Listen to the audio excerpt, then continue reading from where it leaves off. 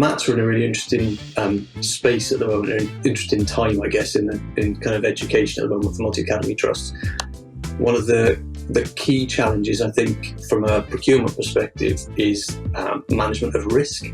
I think the government agenda, which is clearly pushing towards growing multi-academy trusts, and we see that in the Department of Education strategy, is starting to really kind of accelerate the growth of multi-academy trusts.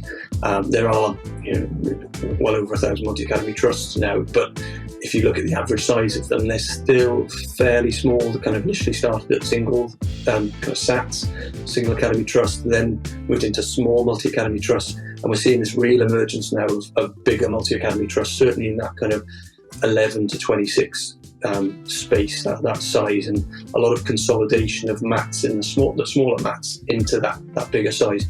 And whenever you do that, whenever you bring organisations together, risk is always a massive challenge. So I think risk in terms of, from a procurement perspective, that what are the legal contracts that those schools have in place, what are the risks that are being onboarded or brought into that multi-academy trust as a result of bringing either new schools in or other multi-academy trusts merging together.